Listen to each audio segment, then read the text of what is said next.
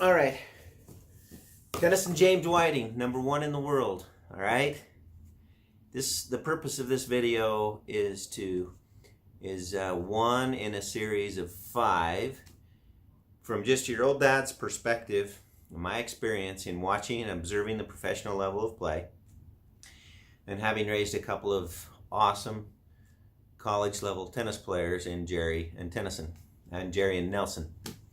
So Jim Fannin is the source of this information, and he probably, no doubt, could go much deeper, and we may want to get a hold of him. Meanwhile, I've thought a lot over the years about the SCORE system: self-discipline, concentration, optimism, relaxation, and enjoyment. Starting with self-discipline, self-discipline has at least 4 levels of thought that we can pursue and consider. Now, as I explain these parts of self-discipline, what I would like Nelson to do is to incorporate this information and formulate it in a way that, Nelson, that you can project it into, in a suggestive manner, into Tennyson's being, so that he lives it subconsciously.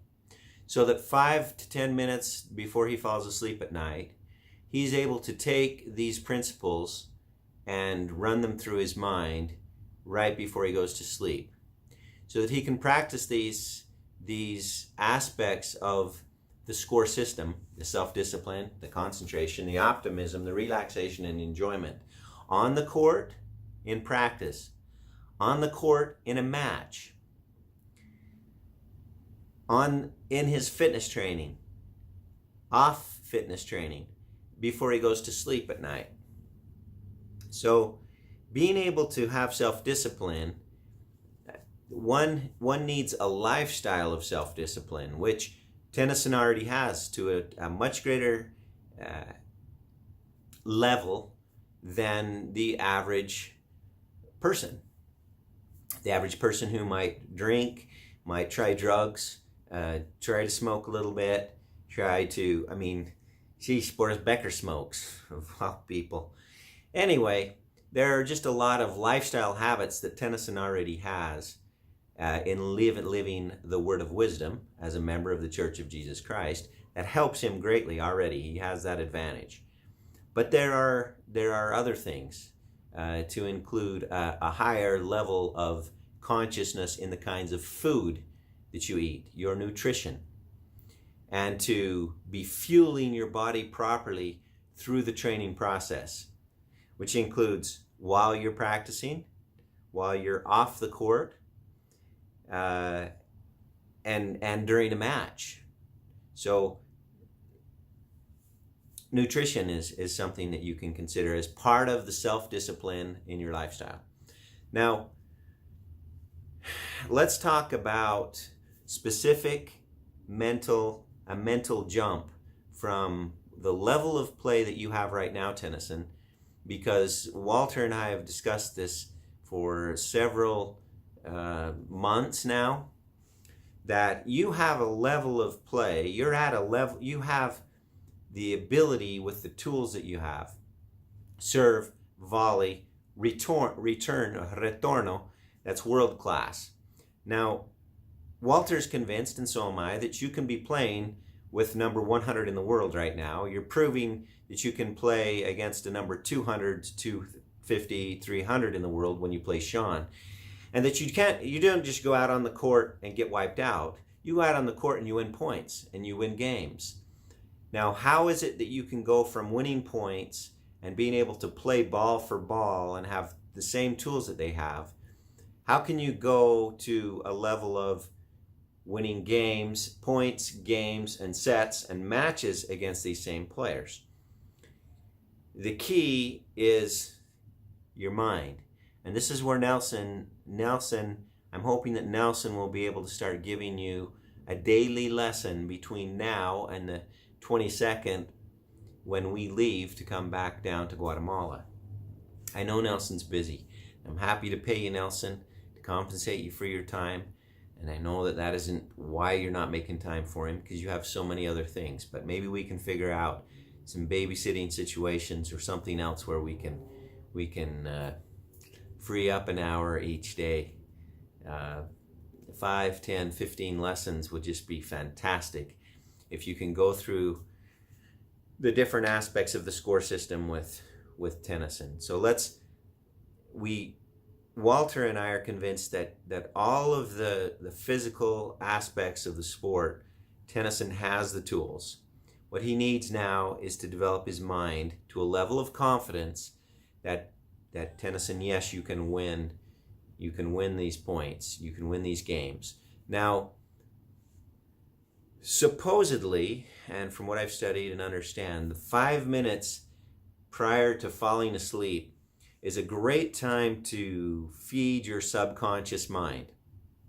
Now, how about tonight, before you go to sleep, knowing that you're going to play Sean, a number 200, 250 in the world tomorrow, that you put your mind to playing out a complete set with him.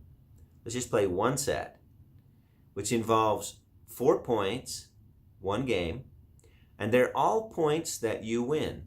Sean doesn't win any points. We're talking about the 4 points that you win to win the game, and you're doing that 6 times. Visualize yourself in the warm-up. Visualize yourself with all aspects of the score system in place. Now, of course, right now we're talking about self-discipline. We're talking about training your mind to concentrate 5-10 minutes before you fall asleep on what's going to happen the next day in your match play. But it includes within the match play the whole score system, the self-discipline, the concentration that you will display, the optimism that you will have on the court. What level of optimism will you have on the court? Is it total positive energy flowing, regardless of results or outcome on the court? Level of relaxation. How are you able to get your body to relax? The relaxation is actually a subconscious thing. Consciously, to get yourself into that, it's the practicing of the breathing. And Walter's talked to you about the breathing. That when you get worked up and your heart gets to a certain heartbeat, Ronald's talked to you about this as well, that you take time to go over and wipe off with the towel, breathe in deep, and get your body back into that relaxed state, and then go out and then totally enjoy every ball. Ground stroke, return, serve, smooth, center of the racket, every ball. You can hear it. You can smell the court. Everything is in your favor. You go out on the court knowing you're going to win. See, when you go out on the court knowing you can beat Sean Hill, you can go out on the court and you can beat anybody. When your mind is there, in every point and every game, set and match, you will get into the zone and you will play at levels that you've never played before. And that's the jump that we're talking about. It's all of this training, which is the self-discipline. You're training 49 hours a week, okay? That's a level of self-discipline that very few people on the planet today have and or are doing. Top pros on the tour aren't doing that. 49 hours a week. You have an opportunity now to pull that self-discipline, that level, that foundation that you've built now, and bring it into your mind in the form of winning points, winning games against top players, against the better players, for you to make that jump and bring all of your tools to a much higher level, a much higher plane, and it will prove out very, very successfully. Now, hopefully Nelson can take some of these ideas in his first session, hopefully tomorrow or Tuesday, and then from there we'll go to concentration. We'll do another lesson on optimism, another lesson on relaxation, and another lesson on enjoyment. Okay? Thanks.